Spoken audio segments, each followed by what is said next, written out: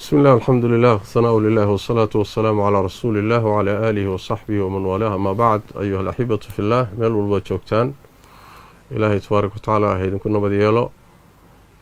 Waxaan doonayaa inaan idin iclaamiyo idinkuna tahniyadeeyo dhalashada bishii Ramadaan oo runtii ay sugnaatay aragtideedu caalamiyan meelo fara badan wadamada qaarkoodna maanta soddon buuxay u ahayd oo caawa si toosayba Ramadaankii u bilaabeen.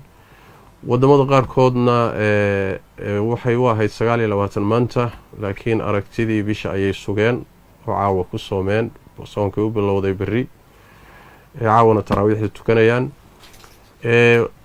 eriyadeennan East Africa wadanka gudihiisa Kenya waxaa laga xaqiijiyay magaalada Garissa xaafadaheeda qaar ka mid ah laga arkay culimadii reer Garissa xaqiijiyay wayna iclaamiyeen inay soon tahay taraawiixdan way tukanayaan.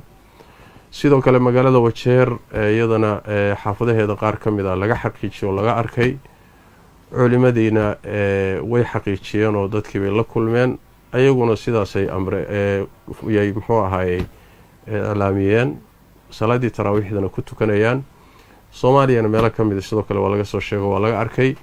sidaas daraadeed sidaas ayay bishii ku sugan tahay aragtida caalamiga iyo midda maxalliga ee localka intaba.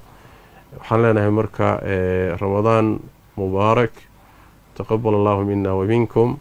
ducadii nabigeena sallallahu alayhi wasallam waxay ahayd bishu markay dhalato Allahumma ahillahu alayna bil amni wal iimaan was salaamati wal islaam wat tawfiiq lima tuhibbu wa tarda. ilaahu bisha noogu dhali iimaan iyo amaan iyo nabadgeliyo iyo inaad nawaafajiso waxaad raalli ka tahay. sidaasaan ku ducaysanaynaa insha allahu tacaala. marka caawa oo ay talaada soo gashay ayay ramadaankii inoo bilowday. berri oo talaada insha allahu tacaala waa soomaynaa biidn illahi tabaaraka watacaala allah inaga aqbalo.